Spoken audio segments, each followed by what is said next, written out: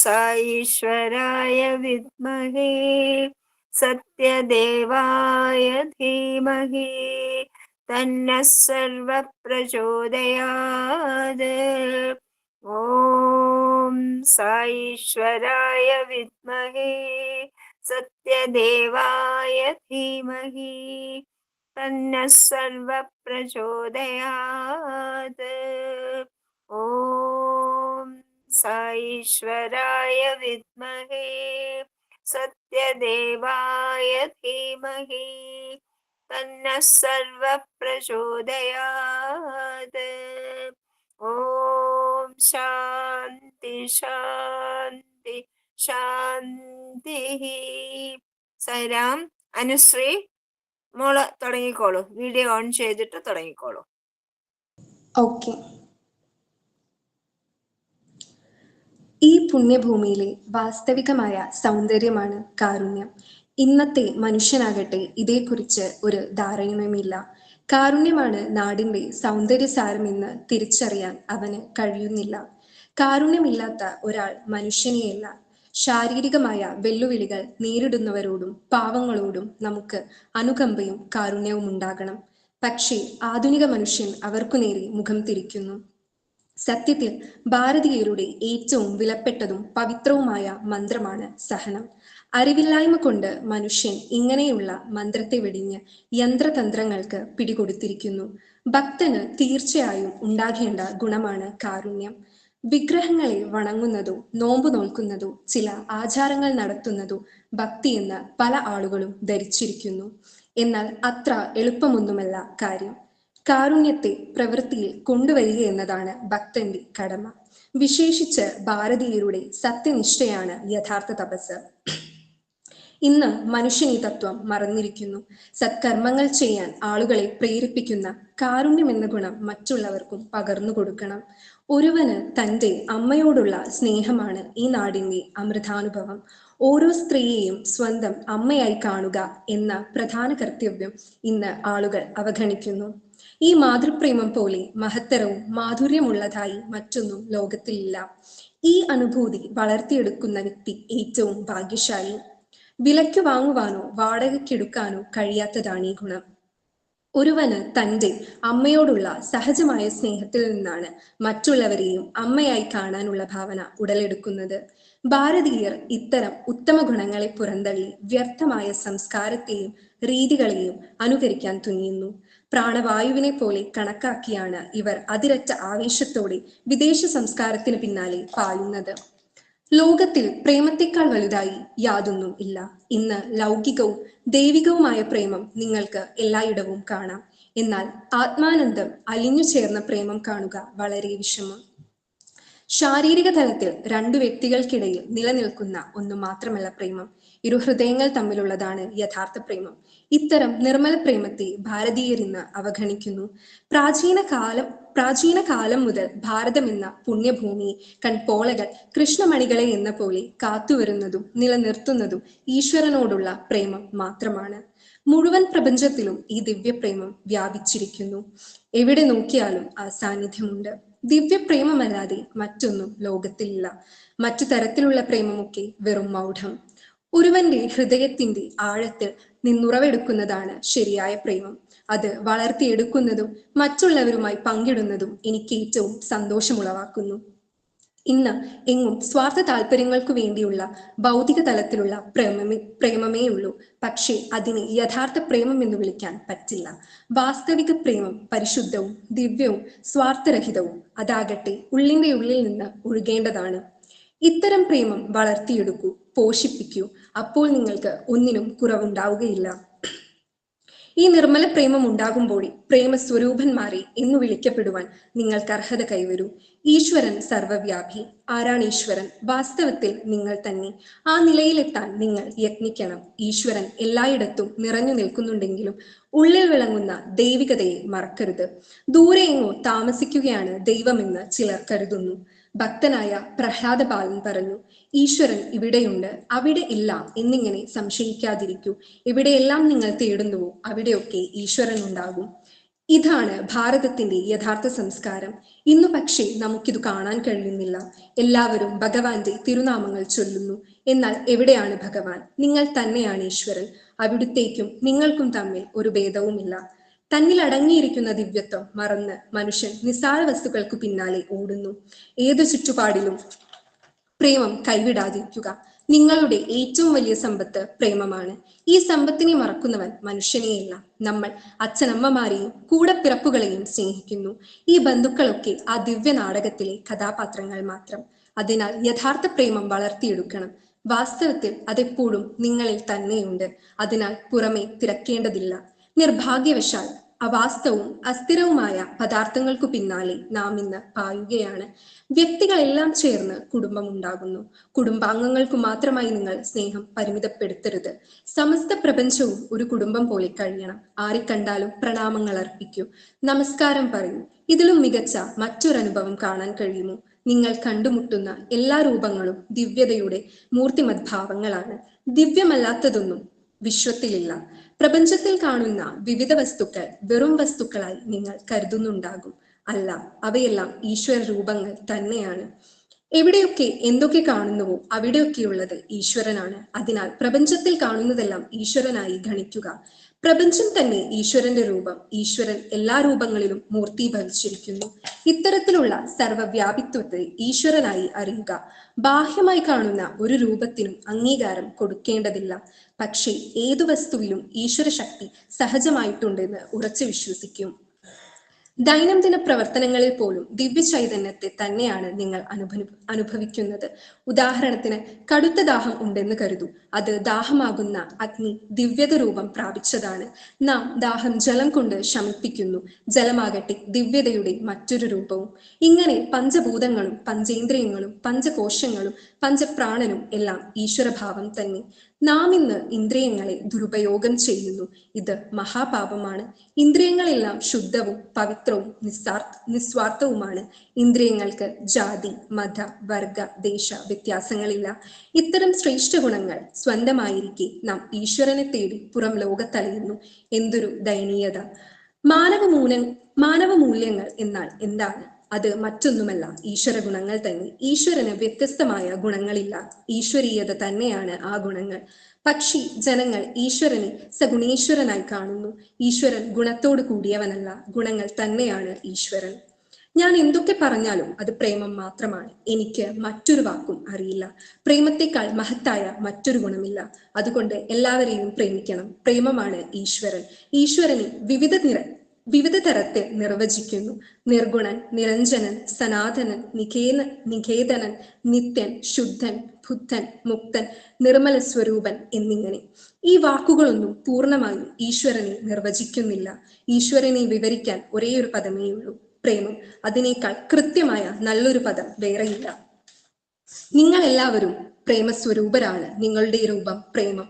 എപ്പോഴെങ്കിലും ആരെങ്കിലും എന്നോട് പ്രേമരൂപം സംസാരിക്കുമ്പോൾ എനിക്ക് അതിരില്ലാത്ത സന്തോഷം ഉണ്ടാകുന്നു. ജനങ്ങൾ വെറും വാക്കുകളെ കൊണ്ട് എന്റെ നന്മകൾ വിവരിക്കുമ്പോൾ ഞാൻ അതിൽ സന്തുഷ്ടവാനാകുന്നില്ല, തൃപ്തനുമല്ല. എന്നെക്കുറിച്ച് പ്രേമപൂർവം സംസാരിക്കൂ. പ്രേമം നിറഞ്ഞ ഹൃദയത്തോടെ എന്നോട് പ്രാർത്ഥിക്കൂ. പ്രേമനിർഭരമായ ഹൃദയത്തോടെ എന്നോട് എന്തു പ്രാർത്ഥിച്ചാലും ആ നിമിഷം തന്നെ ഞാൻ പ്രതികരിക്കും. പ്രേമത്തെക്കാൾ മഹനീയമായ മറ്റൊന്നുമില്ല. അതുകൊണ്ട് നിങ്ങൾ ഈശ്വര ദർശനം ആഗ്രഹിക്കുന്നുവോ, ഈശ്വരനെ അനുഭവിക്കാൻ കൊതിക്കുന്നുവോ എങ്കിൽ പ്രേമപൂർവം അവിടത്തോട് പ്രാർത്ഥിക്കൂ. നിങ്ങൾക്ക് ഏറെ ധനവും ഗുണങ്ങളും ഉണ്ടാകാം. അതൊന്നും പ്രേമമെന്ന ഗുണത്തോടൊപ്പമല്ല. പ്രേമത്തിനുള്ള മധുരം ലോകത്തിൽ മറ്റൊരിടത്തും കണ്ടുകിട്ടാനില്ല. ഇത് എത്രമാത്രം പരിപോഷിപ്പിക്കുന്നുവോ പരിശീലിക്കുന്നുവോ അത്രമാത്രം നിങ്ങളുടെ വ്യക്തിത്വം മധുരമാകും. അതുകൊണ്ട് പ്രേമമെന്ന ഗുണം ഏറ്റവും ആദ്യം പരിപോഷിപ്പിക്കൂ. നിങ്ങൾ എവിടെയാണെങ്കിലും, വനമോ വാനമോ നാടോ നഗരമോ മലയോ പുഴയോ എവിടെയായാലും ആശ്രയസ്ഥാനം പ്രേമം തന്നെ. പ്രേമം ഒരു പ്രത്യേക സ്ഥലത്തോ മറ്റോ അല്ല, അത് സാർവലൗകികം. അതിനാൽ പ്രേമം വളർത്തിയെടുക്കുക. ഇതെങ്ങു നിന്നും പണം കൊണ്ട് വാങ്ങുവാനില്ല. പ്രേമനിർഭരമായ മനസ്സിന് മാത്രമേ അത് കിട്ടൂ. പ്രേമം പോഷിപ്പിക്കാനായി ഭക്തിയാണ് നിർദ്ദേശിച്ചിരിക്കുന്ന മാർഗം. പ്രേമം തന്നെയാണ് ഭക്തി. ഭക്തിയില്ലാത്ത പ്രേമം ആഴമേറിയ കടൽ പോലെ. എന്താണ് കടൽ? അത് നിറയെ ഉപ്പുജലം. പക്ഷേ പ്രേമപൂർവമുള്ള ഭക്തിയോ അത് മധുരജലം പോലെ. പ്രേമം അമൃതമധുരമായ അനുഭവം ഉണ്ടാക്കുന്നു. പ്രേമം ആനന്ദമാണ്. പ്രേമം അത്ഭുതകരമായ ഒരു അനുഭവമാണ്. അത് അത്യഘാതം അളക്കാനാവില്ല. അതുകൊണ്ട് അമൃത തുല്യമായ മധുരമായ ആനന്ദകരമായ പ്രേമം നിങ്ങൾ ഒരിക്കലും കൈവിടരുത്. പൊള്ളയായ ഭക്തിയും പേര് നടക്കുന്നതിന് പകരം പ്രേമം നേടാനാകട്ടെ നിങ്ങളുടെ ആത്യന്തിക പരിശ്രമം. ഇതിനേക്കാൾ മഹത്തരമായ ഒരു സാധനയില്ല. ശുദ്ധവും നിസ്വാർത്ഥവുമായ പ്രേമം പോലെ നിങ്ങൾക്ക് എളുപ്പത്തിൽ മോക്ഷം നേടിത്തരുന്ന മറ്റൊന്നുമില്ല. 4 വാക്കുകളുണ്ട്: മുക്തി, ഭക്തി, രക്തി, അനുരക്തി. രക്തി എന്നാൽ സംഘം, അനുരക്തി എന്നാൽ ഈശ്വരനോടുള്ള സംഘം. പക്ഷേ ഈ 4ന്റെയും അന്തർധാര പ്രേമമാണ്. ഞാൻ നിങ്ങൾക്കേകുന്ന ഏറ്റവും വിലയേറിയ സമ്മാനം പ്രേമമാണ്. എന്റെ പ്രേമം ശുദ്ധം, പവിത്രം, അമൂല്യം. ഞാൻ സമ്മാനിച്ച പ്രേമം നിങ്ങൾ പോഷിപ്പിക്കൂ. സൈറ മോളെ വളരെ നന്നായിട്ട് ഭംഗിയായിട്ട് വായിച്ചു. ഇനി മോളുടെ അനുഭവങ്ങൾ പറഞ്ഞോളൂ. വീഡിയോ ഓൺ ചെയ്തോളൂ. സനോജ് വീഡിയോ ഓഫ് ചെയ്യണേ.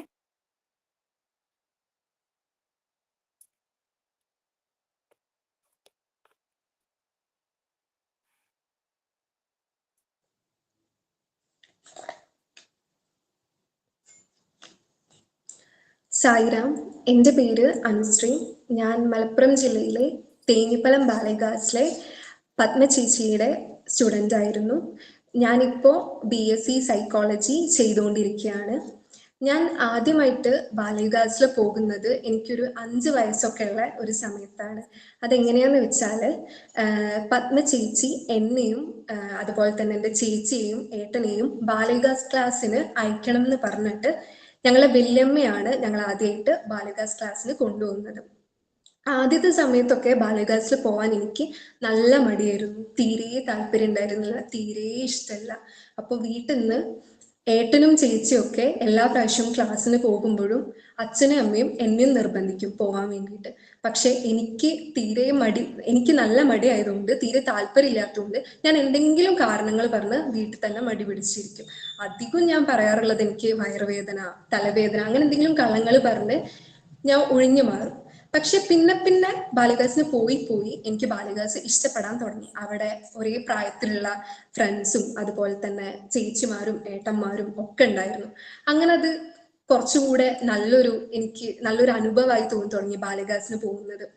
ബാലവികാസിന് പോയിട്ടാണ് നമുക്ക് എന്തൊരു സാധനം കിട്ടിയാലും അത് ഷെയർ ചെയ്യണം എന്നുള്ള കാര്യം ഞാൻ പഠിച്ചു തുടങ്ങിയത് ആ ഒരു പ്രായത്തിൽ തന്നെ.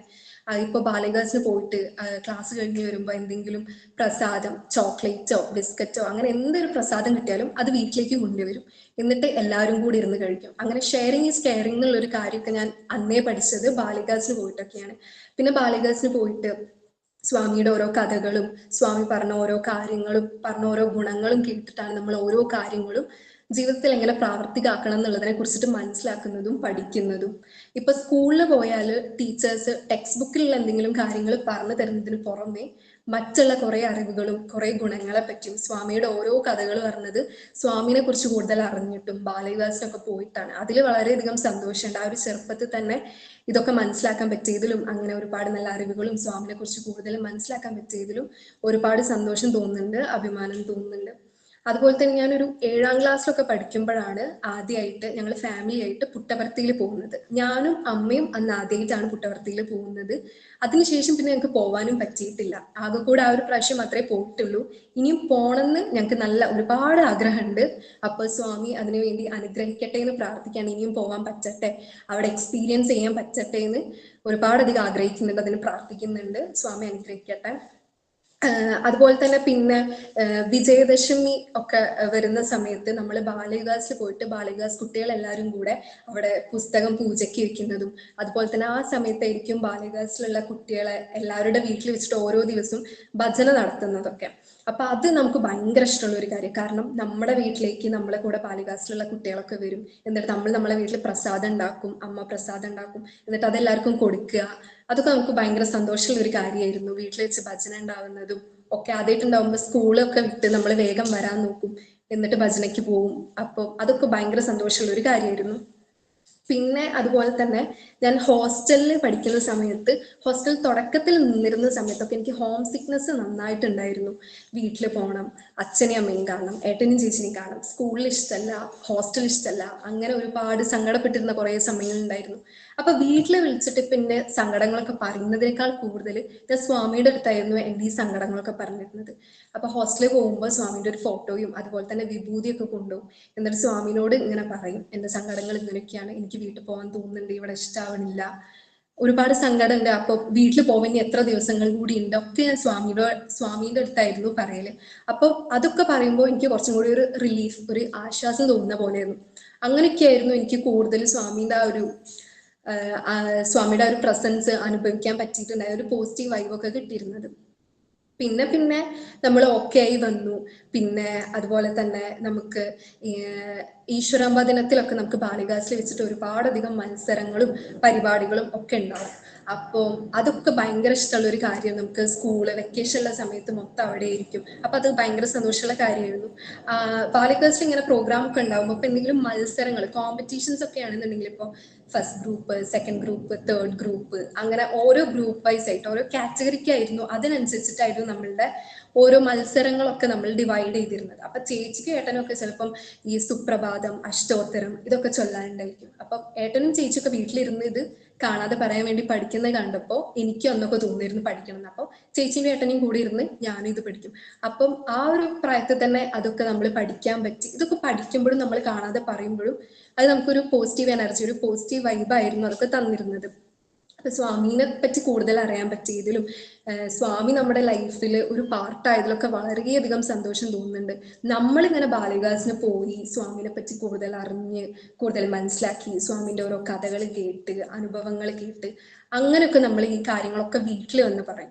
അങ്ങനെ വീട്ടിൽ വന്ന് പറഞ്ഞതിന് ശേഷമാണ് അച്ഛനും അമ്മയും ഒക്കെ ആയാലും സ്വാമിയുടെ ഈ കാര്യത്തിലേക്ക് വരുന്നതും അതുപോലെ തന്നെ സ്വാമിനെ പറ്റി അവർ കൂടുതൽ മനസ്സിലാക്കുന്നതും അവർ പ്രാർത്ഥിക്കാൻ തുടങ്ങുന്നതും വിശ്വാസങ്ങൾ കൂടുന്നതും ഒക്കെ അതിന് ശേഷമാണ്. അപ്പം അച്ഛനും അമ്മയൊക്കെ അതിലൊരു ഡിവോട്ടീസ് ആയി, ഭഗവാന്റെ ഡിവോട്ടീസ് ആയി എന്നുള്ള കാര്യം ആലോചിക്കുമ്പോൾ എനിക്ക് വളരെയധികം സന്തോഷമുണ്ട്. അച്ഛൻ അതുപോലെ തന്നെ പുട്ടപർത്തി പോയിട്ട് സർവീസ് ചെയ്തു, അതൊക്കെ ആലോചിക്കുമ്പോൾ വളരെയധികം സന്തോഷമാണ്. ഞങ്ങളുടെ ജീവിതത്തിൽ ഒരു ഭാഗ്യം കിട്ടിയ പോലെ തന്നെയാണ്.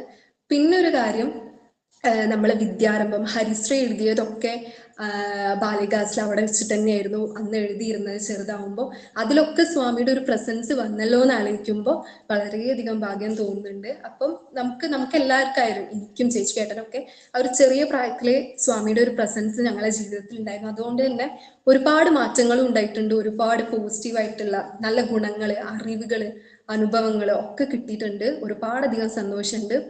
പിന്നെ എനിക്ക് തോന്നിയിട്ടുള്ള ഒരു കാര്യം, നമ്മുടെ എല്ലാവരുടെ ജീവിതത്തിലും നമുക്ക് ഒരു ആവശ്യമായിട്ടുള്ള ഒരു കാര്യമാണ് നമ്മൾ എന്ത് കാര്യങ്ങളും തുറന്ന് പറയാനും നമുക്ക് കേട്ടിരിക്കാനും ഒരാൾ ഉണ്ടാവുമെന്ന് പറയുന്നത്.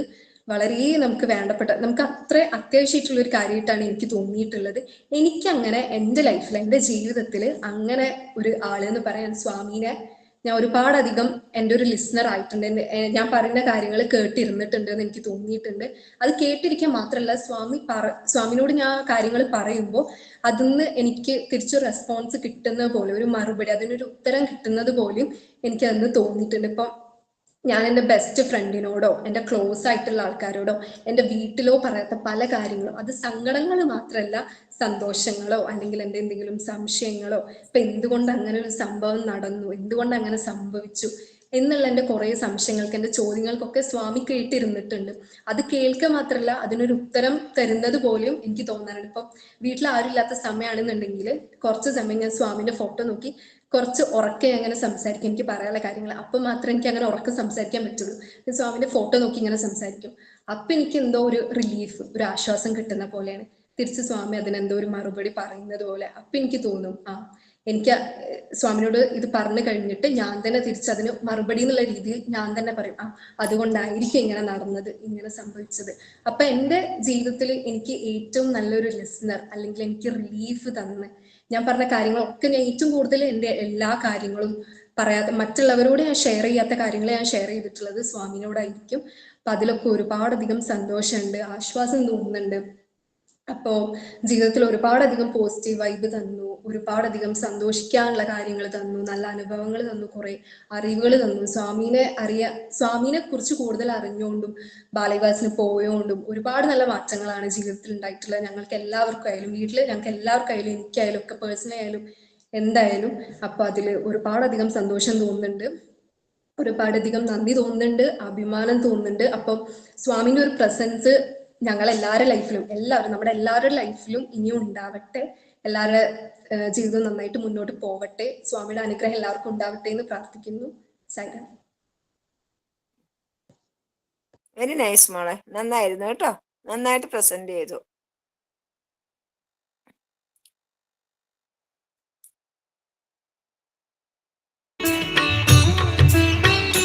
కనుక విద్యార్థులారా, మనసు స్వతసిద్ధంగా చూడలేదు. Mind by itself cannot see. చూచేదంతా ఇంద్రియముల ద్వారానే చూస్తుండాలి. It can see only through senses. స్వతసిద్ధంగా మాట్లాడలేదు, ఇంద్రియముల ద్వారానే మాట్లాడుతుండాలి. Only through senses it can talk. కనుక ఇంద్రియాన్ని సరైన రీతిగా మనం ఉంచుకుంటే మనసు పరిశుద్ధమైనదిగానే రూపొందుతుంది. Use the senses properly, mind will always be pure. కనుక యువకులైన మీరు దేహశక్తి, మనశ్శక్తి, ఆధ్యాత్మిక శక్తి, ఇంద్రియ శక్తి అన్ని గట్టిగా ఉండినటువంటి ఈ వయసునంది మీరు వీటిని అరికట్టలేకపోతే వృద్ధాప్యంలో మీరు ఏ రీతిగా అరికట్టగలరు? In this youth, when you have got the strength of the body, strength of the mind, strength of the intelligence, strength of ఇప్పుడే Atma, దైవానుగ్రహాన్ని మనం అధికంగా సంపాదించుకోవాలి. this is the best time to earn the grace of God. వర్షకాలం లోపల చెరువుకంతా నీరు నింపుకున్నప్పుడే ఎండాకాలంలో ఆ యొక్క నీరునంతా ఉపయోగపెట్టుకోవచ్చు. During rainy season, you will have to collect water in the tank so that you can use it during summer. కనుకనే ఇది మంచి season మీకు. This is the best season. ఈ for వయసు you. లోపలే మీకు అనుగ్రహ సారాన్ని మనం అభివృద్ధి పరచుకోవాలి, హృదయాలకు నింపుకోవాలి. In this age alone, you will have to fill your hearts with divine grace. ఇప్పుడు మీరు దీనిని అభివృద్ధి పరచుకున్నప్పుడే భవిష్యత్తులో దీనిని సద్వినియోగం చేసుకోవడానికి అవకాశం లభిస్తుంది. If you can earn grace now, you can use it in future for your own good and benefit. కనుక భగవత్ ప్రేమను పెంచుకోండి. Develop love for God. భగవంతుడు సర్వులు యందు ఉంటున్నాడనే విషయాలను మనం అభివృద్ధి పరచుకోవాలి. Have firm faith that God dwells in everyone. కనుక భగవంతుడు ఏనాడు కూడా మిమ్మల్ని మరవడు. God will never forget you. కానీ మరిచేది భక్తుడే. It is the devotee who forgets. Anusree ഒരു ഭജന പാടിക്കോളൂ കേട്ടോ. ശരി.